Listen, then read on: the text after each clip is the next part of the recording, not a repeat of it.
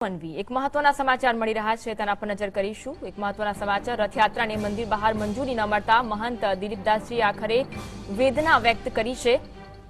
રથયાત્રા બાદ ભગવાન મંદિરમાં બિરાજમાન થયા બાદમાં દિલીપદાસજી ભાવુક થયા છે। મને મંગળા આરતી સુધી ભરોસો હતો। મહંત દિલીપદાસજી ભાવુક થતા તેમણે દુઃખ વ્યક્ત કર્યું। અમે ખોટા વ્યક્તિઓ પર ભરોસો રાખ્યો છે તેવું મહંત દિલીપદાસજી મહારાજે કહ્યું છે અને તેમણે દુઃખ વ્યક્ત કર્યું છે। અમે સાધુ છીએ, અમને કોર્ટની ખબર નથી। દિલીપદાસજી મહારાજે તેમનું દુઃખ વ્યક્ત કર્યું અને પ્રતિક્રિયા આપી। અમારી સાથે બહુ મોટી રમત રમાઈ।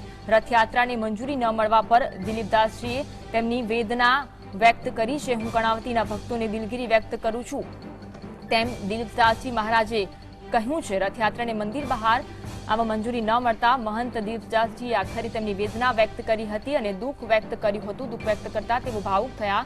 તો આજે રથયાત્રા બાદ ભગવાન મંદિરમાં બિરાજમાન થયા છે અને બાદમાં દિલીપદાસજી મહારાજ ભાવુક થયા હતા અને તેમણે કહ્યું હતું કે મને મંગળા આરતી સુધી ભરોસો હતો। અમે ખોટા વ્યક્તિઓ પર ભરોસો રાખ્યો છે તેવી વાત મહંત દિલીપદાસજી મહારાજે કહ્યું છે। તો અમે સાધુ છીએ, અમને કોર્ટની ખબર નથી તેવું પણ દિલીપદાસજી મહારાજે કહ્યું છે। અમે ખોટા વ્યક્તિઓ પર ભરોસો મૂક્યો। અમારી સાથે બહુ મોટી રમત રમાઈ હોવાની વાત કરી અને રથયાત્રાને મંજૂરી મળતા તેમને વેદના અને દુઃખ વ્યક્ત કર્યું। હું કર્ણાવતીના ભક્તોને દિલગીરી વ્યક્ત કરું છું તેવું પણ તેમણે કહ્યું। જગન્નાથજીની આ ઐતિહાસિક રથયાત્રા જે હતી, અમે એક ભરોસો રાખ્યો હતો અને ભરોસાના હેતુના લીધે પહેલા તો હું કર્ણાવતી મહાનગરના સૌ ભક્તજનોને દિલ વ્યક્ત સાથે પ્રાર્થના સાથે હું મારી હૃદયની એક વાત કે આ વર્ષે આપના ત્યાં મારા દુર્ભાગ્ય કે હું આપના શહેરમાં ભગવાન જગન્નાથજીને ના લાવી શક્યો અને આપને દર્શન ના કરાવી શક્યો। મને છેક સુધી મંગળા આરતી સુધી ભરોસો આપવામાં આવ્યો હતો કે ભરોસાના ખાતર હું એના હિસાબે હું કાંઈ કરી શક્યો નહીં। માનનીય હાઈકોર્ટે જે ચુકાદો આપ્યો જજે, એ ચુકાદો એક તરફીનો ચુકાદો હતો। એ ધાર્મિક ચુકાદો નહોતો। ધર્મને ધ્યાનમાં રાખીને, કરોડો હિન્દુઓની આસ્થાને ધ્યાનમાં રાખીને ચુકાદો આપવામાં આવ્યો નથી। ખૂબ આ ફેરીની જે 143મી આ રથયાત્રાનું જે દુઃખદ ઘટના થઈ કહેવાય, એના માટે અમારું બહુ દિલ બહુ દુઃખી છે અને ભવિષ્યમાં આવું ના બને એવી અમે ભગવાન જગન્નાથજીને અમે પ્રાર્થના કરીએ છીએ। आज अंगे बात करीशुं। संवाददाता निसर्ग अमारी साथे फोनलाइन पर जोड़ाया छे। निसर्ग, भगवानने गर्भगृहमां लई जवामां આવ્યા અને બિરાજમાન કરવામાં આવ્યા ત્યારબાદ દિલીપદાસજી મહારાજે દુઃખ વ્યક્ત કર્યું છે અને દિલગીરી પણ વ્યક્ત કરી છે। તેમણે મીડિયા સાથેની વાતચીતમાં કહ્યું છે કે હું ખૂબ જ દુઃખી થયો છું। શું વિગત છે? બિલકુલ ખૂબ જ મોટું નિવેદન કહી શકાય અને એક સાધુ એક સંત દુઃખી થયા છે તેવું તેમણે નિવેદન આપ્યું છે। આ સાથે સાથે જ બીજી તરફ વાત કરવા જઈએ તો દિલીપદાસજી મહારાજે મીડિયાને સંબોધતા કહ્યું હતું કે આ વખતની જે રથયાત્રા છે તે રથયાત્રામાં મેં મુખ્ય 3 વ્યક્તિઓ પર ભરોસો કર્યો હતો અને એ ભરોસો તૂટ્યો છે એ વાત તેમણે સહર્ષ સ્વીકારી। આ ખૂબ જ મોટા સમાચાર કહી શકાય અને એક સંત જે છે તે દુઃખી થયા છે। સાથે સાથે જ તેમણે કહ્યું કે કોર્ટનો જે ચુકાદો હતો તે એકતરફી ચુકાદો હતો એવું તેમણે જણાવ્યું છે। આ સાથે જ દિલીપદાસજી મહારાજે કહ્યું છે કે અમે સાધુ છીએ, અમને કોર્ટ કચેરી। જી નિસર્ગ, આપ જોડાયેલા રહેજો। તો દિલીપદાસજી મહારાજે તેમનું દુઃખ વ્યક્ત કર્યું છે અને કહ્યું છે કોર્ટે જે ચુકાદો આપ્યો તે એક તરફી હતો, તે ધાર્મિક ચુકાદો ન હતો। કરોડો હિન્દુઓને ધ્યાનમાં રાખીને આ ચુકાદો ન આપ્યો હોવાની વાત પણ દિલીપદાસજી મહારાજે કરી છે। તો ફરી વખત સાંભળીશું દિલીપદાસજી મહારાજે શું કહ્યું। જગન્નાથજીની આ ઐતિહાસિક રથયાત્રા જે હતી, અમે એક ભરોસો રાખ્યો હતો અને ભરોસાના હેતુના લીધે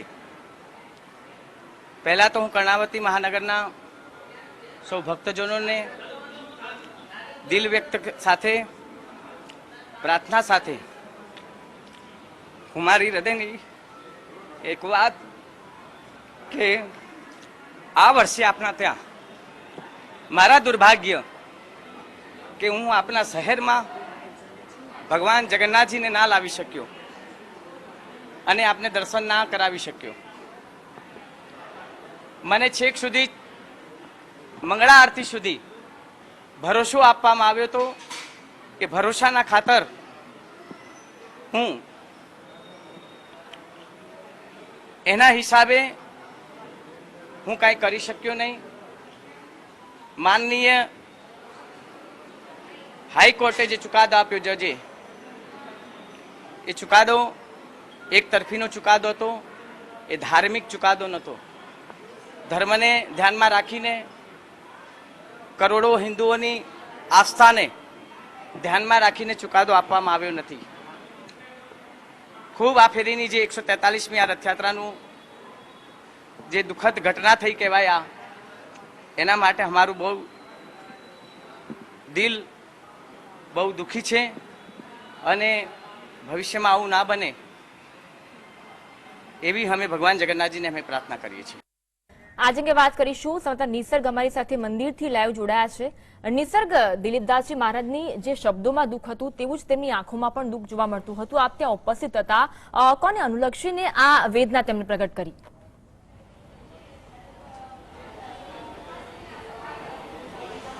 બિલકુલ, ગુજરાત રાજકારણ આ સાથે સાથે જ દિલ્હીનું રાજકારણ જે છે તેના મુખ્ય 3 વ્યક્તિઓ જે છે તેમની ઉપર આ સમગ્ર બાબત છે. આ સાથે સાથે જ આપણી સાથે દિલીપદાસજી જોડાયા છે, તેમની સાથે વાત કરીશું. મહારાજ, જે પ્રમાણે આપે વાત કરી કે આપ ખૂબ દિલગીર છો, 143મી રથયાત્રા નથી નીકળી, શું મનસા હતી અને હાલ શું પરિસ્થિતિ છે આપની? હવે 141મી ભગવાન જગન્નાથજીની રથયાત્રાનું આપ સૌ જાણી રહ્યા છો કે અમે એક ભરોસાના કારણે આ કાર્યને અમે કરી ના શક્યા અને નગરજનોને નગરમાં ભગવાનને નગરયાત્રા ના કરાવી શક્યા. બિલકુલ, કોની પર વિશ્વાસ હતો? શું આપનો વિશ્વાસ તૂટ્યો છે? વિશ્વાસ તો પરમિશનનો કે જેવી રીતે હાઈકોર્ટે બી અમારી સાથે સમજો કે કોઈ નિર્ણયમાં અમારી સાથે એમને કોઈ હાઈકોર્ટનો ચુકાદામાં જજે અમારી સાથે પેલું શું કહેવાય કે અત્યારે તો મારું મગજ ચાલે નહીં એવું કાર્ય સ્થિતિની છે. પણ એમ કહેવાય કે અમે એક ભરોસાના કારણે કે જે અમને કહેવામાં આવ્યું હતું કે પુરીની યાત્રા નીકળશે, પુરીનો ભરોસો હતો કે પુરીની યાત્રા થશે તો ભગવાન જગન્નાથજી અને અમદાવાદની બી કર્ણાવતીની નગર યાત્રા થશે. ભરોસાના કારણે આ ફેરીની આ ભગવાન જગન્નાથજીની 143મી રથયાત્રાનો નગરજનોને અમે દર્શન અને પરિક્રમા ના કરાવી શક્યા. આપનો ભરોસો તૂટ્યો છે દિલીપદાસજી, સાથે સાથે જ ઘણા લાખો ભક્તોનો પણ ભરોસો તૂટ્યો છે સરકાર ઉપરથી, કારણ કે તે લોકોએ પણ ઘણી વાતચીત કરી હતી આપની આગળ પણ. હવે આ તો બનવાકાર વસ્તુ જે બન્યું છે, પણ ભવિષ્યમાં આવું ના બને એવી હું તો ભગવાનને કહું છું કે હવે તો આ યુગમાં હવે આ તો કલયુગ ચાલી રહ્યો છે હળહળતો, એમાં આપે જ હવે તો કંઈક કરવું પડશે. ખોટા માણસો પર ભરોસો છે, એ માણસો કોણ છે? હવે તો હું નામ તો ને આપ સૌ જાણો છો, ભરોસો એટલે તો આપ તો સૌ જાણતા જ હોવ છો કે કોની પરથી ભરોસાથી કાર્ય થતું. બિલકુલ, જે પ્રમાણે કોના ભરોસાથી કાર્ય થતું હોય છે તે પ્રકારનું દિલીપદાસજી મહારાજે નિવેદન આપ્યું છે. આ સાથે સાથે જ ઘણા પોલિટિકલ લીડરો પણ છે કે જેમના ઉપર ભરોસો હતો અને આજે ભરોસો તૂટ્યો છે. માત્ર એક દિલીપદાસજી મહારાજનો નહીં, પરંતુ લાખો હજારો જે ભક્તો છે તેમનો ભરોસો આ વખતે તૂટ્યો છે, કારણ કે 143મી ભગવાન જગન્નાથજીની જે રથયાત્રા છે એક ઐતિહાસિક રથયાત્રા છે. સાથે સાથે જ એ રથયાત્રા સાથે ઘણી લાગણીઓ, ઘણા ઉમંગ પણ જોડાયેલા છે. આ સહિત મંદિરના ટ્રસ્ટીઓને જે પ્રમાણે વચનો આપવામાં આવ્યા હતા, જે પ્રમાણે લોભામણી વાતો કરવામાં આવી હતી કે મંગળા આરતી થશે, મંગળા આરતી બાદ કંઈક નિર્ણય લેવામાં આવશે. સૌથી પહેલી એક વાત એ કરવામાં આવી હતી કે જગન્નાથપુરીની જે રથયાત્રા છે એ રથયાત્રા નીકળશે તો આપણી અમદાવાદની રથયાત્રા નીકળશે જ, તેવું પોલિટિકલ વિંગના 3 મુખ્ય જે વ્યક્તિઓ છે તેમણે આ પ્રકારનું નિવેદન આપ્યું હતું. પરંતુ જગન્નાથપુરીની રથયાત્રાને સુપ્રીમ કોર્ટે બહાલી આપી ત્યારબાદ પણ ગુજરાત હાઈકોર્ટ દ્વારા જે અમદાવાદની જે રથયાત્રા છે તેને બહાલી ન આપતા આખરે આજે દિલીપદાસજી મહારાજનું હૈયું કકળી ઉઠ્યું છે અને એક સંત, એક સાધુનું હૈયું કકળ્યું છે. જી નિસર્ગ, આભાર અમારી સાથે જોડાવા બદલ અને સમગ્ર મામલે માહિતી આપવા માટે. તો આખરે દિલીપદાસજી મહારાજે ચૂપ્પી તોડી છે. જે રીતે છેલ્લી ઘડીએ હાઈકોર્ટે રદ કરી રથયાત્રા અને તમામ પ્રકારના પ્રયાસો કરવામાં આવ્યા હતા, પરંતુ છતાં પણ રથયાત્રા નગરચર્યાએ ન નીકળી શકી. ત્યારે અંતે દિલીપદાસજી મહારાજે મીડિયા સમક્ષ તેમનું દુઃખ વ્યક્ત કર્યું છે અને તેઓ ભાવુક પણ થયા છે. તેમના શબ્દોમાં જેટલું દુઃખ જોવા મળે છે તેટલું જ દુઃખ તેમની આંખોમાં પણ જોવા મળ્યું. તેમણે કહ્યું કે કોર્ટે જે ચુકાદો આપ્યો છે તે એક તરફથી હતો. આ અંગે વાત કરીશું. કોંગ્રેસ પ્રવક્તા જયરાજસિંહ પરમાર આપણી સાથે જોડાયા છે. જયરાજભાઈ, સ્વાગત છે જીએસટીવીમાં. દિલીપદાસજી મહારાજે દુઃખ વ્યક્ત કર્યું છે અને કહ્યું છે ખોટા વ્યક્તિઓ પર ભરોસો કર્યો છે. દિલીપદાસજીએ બરાબર કહ્યું છે કે પહેલેથી તમે જુઓ કે 2-3 વાતો ઉડીને આખે વર્ગેવી હતી. આમ તો સામાન્ય રીતે કોવિડની પરિસ્થિતિની અંદર રથયાત્રા કાઢવી નહીં કાઢવી એક અલગ વિષય છે. એની આક્રમકતા અથવા તો હાઈકોર્ટમાં સરકારની ઈચ્છાશક્તિ, એનું એફિડેવિટ કરવું, આ બધું જુદું કંઈક ના કંઈક રંધાતું હોય અને ગેમ્બલિંગ હોય એવું લાગતું હતું. પણ એક વાત બહુ સ્પષ્ટ કહું કે આજે નહીં, સાધુ સંતોનો રાજકીય રીતે ખૂબ દુરુપયોગ કરવા ટેવાયેલી ભારતીય જનતા પાર્ટી એ એક વાત બહુ સ્પષ્ટ સમજી લેવાનું કે તમારું જૂઠ લાંબુ ચાલવાનું નથી. આજે નહીં તો કાલે તમારું જૂઠ ખુલ્લું પડવાનું જ છે. આ વાસ્તવિકતા છે. દિલીપદાસજીએ કહ્યું કે ખોટા લોકો ઉપર ભરોસો મૂક્યો. એમને પહેલેથી ખોટા લોકો ઉપર જ ભરોસો મૂકેલો છે. સવાલ કોંગ્રેસ ભાજપનો નથી. આજે નહીં, અનેક જગ્યાએ અત્યાર સુધી ફક્ત ધર્મ, એના પછી સાધુ સંતોને ઉશ્કેરવા, ચૂંટણી આવે એટલે બિન રાજકીય સંગઠનના નામે, ક્યાંક વીએચપી ના નામે, ક્યાંક બજરંગ દળના નામે, ક્યાંક આરએસએસ ના નામે દરેક ગામના ચોકમાં સંતવાણીઓના કાર્યક્રમો યોજાય, સાધુ સંતોના કાર્યક્રમો યોજાય, રાજપથ ક્લબ અને કર્ણાવતી ક્લબોમાં કથાઓ યોજાઈ જાય. વ્યાસપીઠ ઉપરથી પાછા એમના અવલોકનો, સંતોને મહંતો પાછા એના અવલોકનો કરે, પાછા ભારતીય જનતા પાર્ટીના નેતૃત્વ. એટલે કોકના ખર્ચે ઓછીના ટોળા, ઓછીની વોટ બેંક લેવા ટેવાયેલી આ ભારતીય જનતા પાર્ટીની સરકાર એ આ વખતે ભક્તોને નારાજ કરીને મોટી એમની કહેવાતી વોટ બેંક છે એને નારાજ કરી છે. એ ખુલ્લા પડી ગયા છે. આમાં સવાલ એટલો જ છે કે આ મોટા જ લોકો છે, ફક્ત એમના સ્વાર્થ સાધવા વાળા લોકો છે. એટલે હજુ મોડા એમની આંખ ઉઘડી, પણ પરિણામ નહીં મળે. પરિણામ તો એટલા માટે નહીં મળે કે આ એ જ લોકો, અમે સાધુ છીએ એવું દિલીપદાસજી મહારાજ કહે છે, પણ તમને 2 દિવસમાં 4 દિવસમાં પાછા એ જ નેતાઓ સાથે જોવા મળશે. કારણ કે એમાં ટ્રસ્ટના પણ બીજા બધા ઘણા પ્રશ્નો છે, એમાં પડવું નથી અત્યારે. પણ એ બધે એમને સરકારની જરૂરિયાત હોય એવું જ લાગ્યા કરે. તમને સતત સરકારની જરૂર પડે એવું ધાર્મિક ટ્રસ્ટોને મંદિરના લોકો કરતા હોય છે, સાધુઓ નહીં, ખાસ કરીને એના ટ્રસ્ટ સાથે જોડાયેલા લોકો. એ પછી એમના વ્યક્તિગત હિતોમાં પણ પડી જાય છે, જેના કારણે આવી સ્થિતિ ઉભી થાય છે. એટલે જ તમે જોજો, હું આપણા જીએસટીવીના પ્રતિષ્ઠિત માધ્યમથી સ્પષ્ટ કહું કે એટલા માટે જ અમે ક્યારે અપરાધીકરણ અને રાજકારણ સાથે જોડતા નથી. ધર્મને ક્યારેય રાજકારણ સાથે જોડ્યો નથી. ધર્મ એ આસ્થાનો વિષય છે, તમારે વિચારધારાનો વિષય છે. એને રાજનીતિમાં હંમેશા કોઈ સ્થાન નથી. એને મર્જ નહીં કરવો જોઈએ. હું સવાયો હિન્દુ છું, એનો મતલબ કે મને શ્રદ્ધા છે, અંધશ્રદ્ધા નથી. એ વાત અહીંયા જે ઉપસ્થિત છે. બિલકુલ જયરાજભાઈ, આપણી સંસ્કૃતિ રાજ્ય ધર્મ આશ્રિત હોવી જોઈએ, તેની જગ્યાએ અત્યારે ધર્મ રાજ્ય આશ્રિત થતી હોય તેવું નથી લાગતું? એટલે હું કહું, આપને વાત કરું, તમે બહુ સરસ પ્રશ્ન પૂછ્યો, બહુ સરસ અભિનંદન આપું છું જે પ્રશ્ન પૂછ્યો છે.